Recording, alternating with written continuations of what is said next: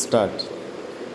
Mr. Vice Chairman, sir, through this proclamation, we are discussing the problem of a very important unit of this country, where the President's rule has been promulgated while supporting the resolution.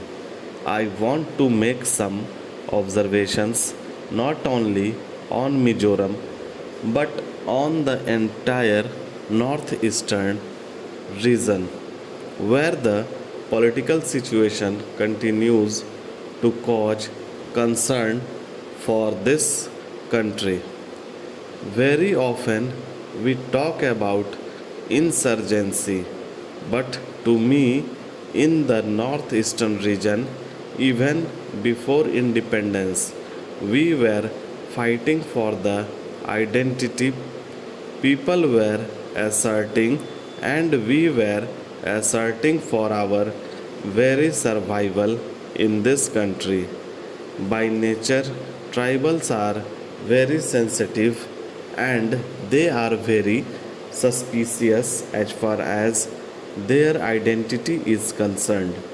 In this wide Indian culture, naturally, the tribal people in the northeastern region have felt that unless they assert their identity, they would become totally submerged and they would become second rate citizens in the country.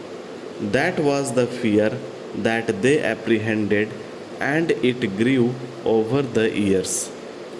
Another movement, I do not call it insurgency, was a political movement in Nagaland by which they had adopted a policy of non-violence, peaceful approach to the solution of the problem, but when they were pushed to the wall, they had to take up arms and they never called themselves Naga army. They called themselves safeguards. It was a part of the undivided Assam because of the police action.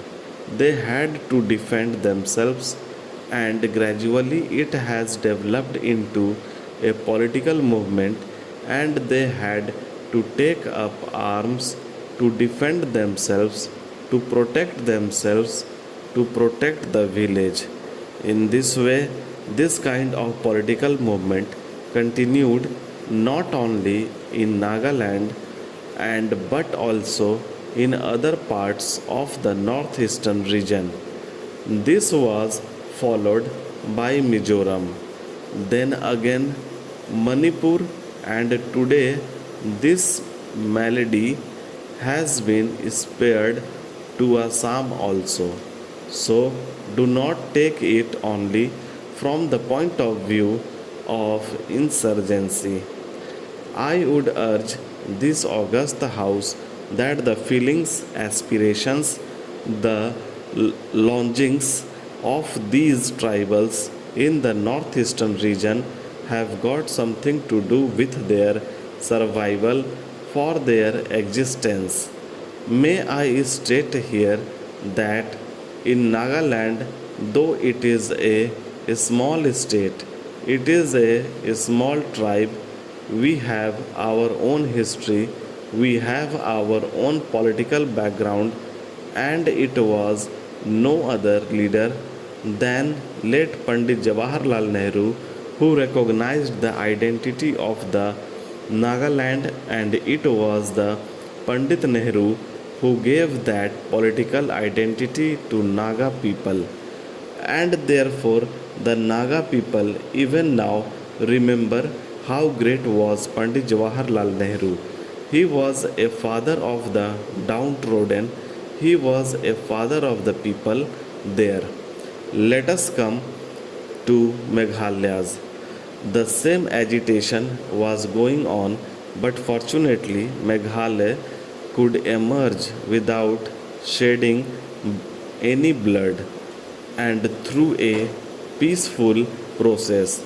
The state of Meghalaya was carved out, and this thing was given by no other person than Mrs. Indira Gandhi. Mizoram emerged after some more than 2 decades of struggle under the leadership of Lal Danga. They had been fighting for secession from India. It was through the good offices of the government of India, the people of India, and also the political wisdom of Lal Denga that he came round to join the mainstream of national life. Why should we not give credit to Lal Danga for this? It was he who took the step that we should be a part and parcel of the Indian Union. Shall we not give him the credit? So, I would request the honorable members not to utter any uncharitable words against Lal Danga just because there is president's rule there.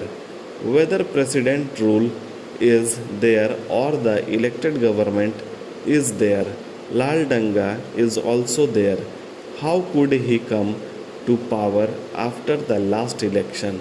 I would remind this august house that the tribal people are very considerate. It was Mr. Lal Danga who highlighted or projected the Mijos in the eyes of the people of India and the world. Mizo people are proud people, very hard working people, and they know what is best for them. Therefore, when this accord was signed, the Mizo intellectuals and the Mizo people said, why not give chance to our leader, Mr. Lal Danga? He fought for us. He lived in difficult condition for us, and they brought him to power. His party was given the mandate by the people, but sir, administration of guerrilla people is quite different from a normal administration. In a guerrilla warfare, in a guerrilla movement, there is might, that is the destiny of an individual, the fate of an individual, the fate of an organization. But in a normal administration where we have to function under the Constitution of India, we have to be governed by normal rules and regulations and procedures. Here, I believe Mr. Lal Denga, who has been used only to the guerrilla methods when he was given the reins of normal administration, felt the difficulties of running a normal administration.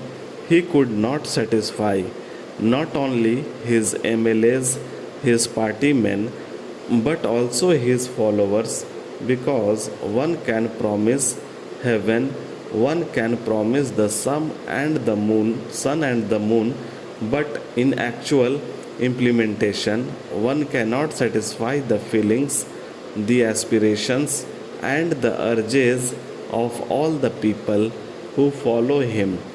When he was leading a political movement, similar is the case in Assam.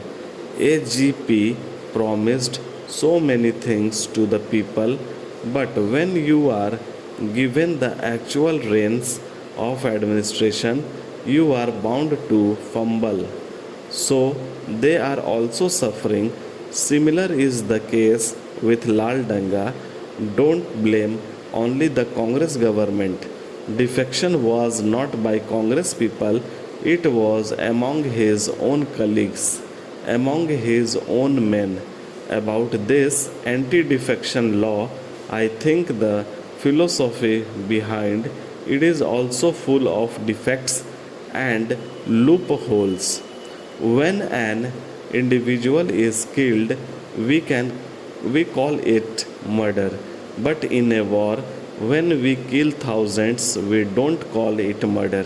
Similar is the case with anti-defection law. Therefore, this house should do some rethinking on this.